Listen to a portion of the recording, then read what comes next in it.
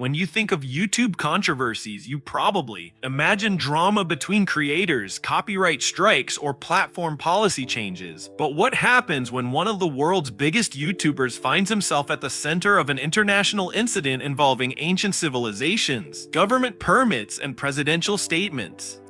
Welcome to the MrBeast Mexico situation, a complex web of cultural sensitivity, legal technicalities, and the ever-present tension between entertainment and education. The video that started it all. In May 2025, Jimmy Donaldson, better known as MrBeast, released what seemed like another ambitious educational adventure video. Titled I Explored 2,000-year-old Ancient Temples, the production took viewers deep into Mexico's most sacred archaeological sites, including the world-famous Chichen Itza. The video promised to blend MrBeast's signature high-energy content with genuine educational value about Mayan civilization. The production was undeniably spectacular. Jimmy's team captured stunning footage of ancient pyramids, underground chambers, and archaeological artifacts. They worked alongside Mexican archaeologists and cultural experts, creating content that introduced millions of young viewers to the rich history of pre-Columbian Mexico. The video featured dramatic moments, like Jimmy holding what appeared to be an ancient ceremonial mask, while experts explained its historical significance and connection to Mayan beliefs about the afterlife. What made this video particularly noteworthy was the apparent access Jimmy's team received. These aren't tourist destinations where anyone can walk in with a camera. Archaeological sites like Chichen Itza are heavily protected, with restricted areas that even professional archaeologists rarely access. Yet somehow, MrBeast's crew was filming in locations typically off limits to the public, complete with government oversight and archaeological supervision. The government response.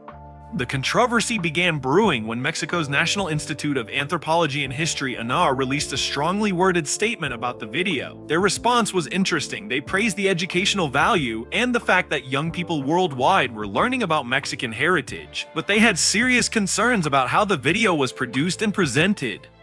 ANAR's primary complaint wasn't about the access or the filming itself. Instead, they focused on what they saw as misrepresentation and commercial exploitation. The institute pointed out several factual inaccuracies in the video, including claims about drone flights inside structures that never happened, suggestions that the crew spent the night on site when they didn't, and the presentation of a modern reproduction mask as if it were an authentic ancient artifact. These might seem like minor details, but for an institution dedicated to preserving and accurately representing Mexico's cultural heritage, such misrepresentations were serious violations.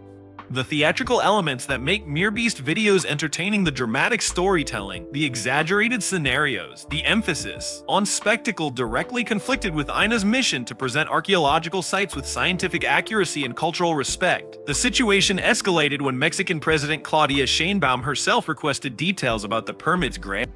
When the president of a nation personally asks for clarification about a YouTuber's activities, you know the situation has moved far beyond typical internet drama. The commercial exploitation angle. The heart of ANAR's legal action against the production company wasn't about the educational content or even the dramatic liberties taken with historical facts. It was about money, specifically the commercial use of Mexico's archaeological sites for private profit. Throughout the video, MrBeast promoted his Feastables chocolate brand, even making jokes about the snacks being Maine approved. While this kind of product placement is standard in MrBeast videos, argued that using sacred archaeological sites as backdrops for commercial advertisements crossed a line. These sites represent thousands of years of indigenous culture and are considered national patrimony, not marketing opportunities for international brands. The legal filing revealed that the permit granted to Full Circle Media, the production company representing MrBeast, was specifically for it did not authorize the use of archaeological sites to promote commercial products or brands. From ANAR's perspective, the team had obtained permission under false pretenses and then violated that trust by creating what was essentially an elaborate advertisement disguised as educational content. This distinction matters more than it might initially appear. Mexico, like many countries with significant archaeological heritage, has strict laws governing how these sites can be used commercially. The defense strategy. Jimmy's response to the controversy was swift and detailed. He took to social media to clarify several key points and push back against what he characterized as false narratives. His defense strategy focused on three main arguments: proper authorization, educational value, and positive community impact. First, Jimmy emphasized that his team had obtained all necessary permits and worked with government oversight throughout the production. He provided statements from local governors confirming that his team followed regulations and worked respectfully with local authorities. Multiple government agencies were reportedly present during filming, and Mexican archaeologists advised on the content to ensure accuracy. Second, he highlighted the educational mission of the video. Like his previous content exploring the Egyptian pyramids, this project aimed to introduce young audiences to ancient civilizations they might never otherwise learn about. The video succeeded in generating massive interest in Mayan culture and Mexican heritage among millions of viewers worldwide. Third, and perhaps most importantly from a public relations standpoint, Jimmy revealed behind the scenes charitable activities. His team had funded water projects and wells in the local communities, and he was working with INA on establishing a fund to support Mexican archaeology and new discoveries. These details, which he hadn't initially planned to publicize, helped frame his team's presence as beneficial to local communities rather than exploitative. The production company lawsuit, while Jimmy successfully distanced himself from legal liability, the situation was different for Full Circle Media, the production company that actually held the permits. INA proceeded with an administrative lawsuit against the company, seeking compensation for damages and a public retraction for permit violations. This development highlighted the complex legal and business structures behind major YouTube productions. When content creators reach MrBeast level, they typically work with professional production companies that handle permits, logistics, and legal. In this case, that separation potentially protected Jimmy personally while leaving the production company exposed to legal action. The lawsuit against Full Circle Media centered on the argument that they had used archaeological site access intended for documentary purposes to create commercial content promoting multiple brands including Feastables, Walmart, 7-Eleven, and others. From INA's legal perspective, this constituted a bait and switch that violated both the specific terms of their permit and broader Mexican laws governing the commercial use of cultural heritage sites. Cultural sensitivity in the digital age. This controversy illuminates broader questions about how digital content creators should approach cultural heritage and sacred sites.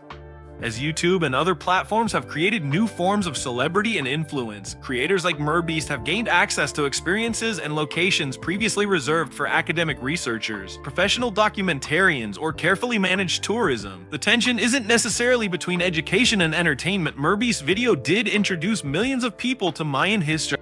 The issue is more subtle. How do we balance the massive reach and engagement potential of modern content creation with the responsibility to treat cultural heritage sites with appropriate respect and accuracy? Mexican officials weren't opposed to international attention for their archaeological treasures. They were concerned about the way that attention was generated and monetized. The difference between a documentary that happens to have commercial sponsors and a commercial production that uses archaeological sites as props is meaningful, even if the educational content is similar. Lessons for content creators. The MrBeast Mexico situation offers several important lessons for content creators, especially those working with cultural heritage sites or sensitive locations. Permit compliance isn't just about getting permission, it's about staying within the specific boundaries of that permission throughout the entire production and post-production process. What seems like minor creative liberties or standard promotional practices might violate the spirit, if not the letter, of agreements with cultural institutions. The bigger picture. This controversy represents more than just a dispute over filming permits or product placement. It's a collision between two different approaches to cultural heritage: the traditional model of careful academic stewardship and the new model of mass digital engagement. Both approaches have value.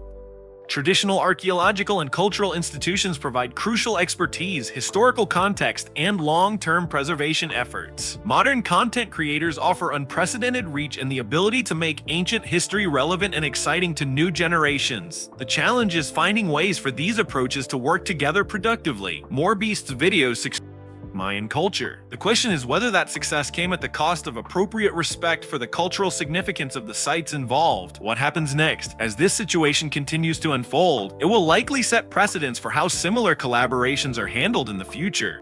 The legal action against Full Circle Media will determine what consequences exist for permit violations, while the broader cultural conversation will influence how content creators approach heritage sites going forward. For MrBeast personally, this controversy demonstrates both the power and the responsibility that come with his level of influence. His ability to introduce millions of people to new cultures and ideas is remarkable, but it comes with obligations to handle that power respectfully and accurately. The Mexico situation won't be the last time a major content creator finds themselves navigating the complex intersection of entertainment, education, and cultural sensitivity.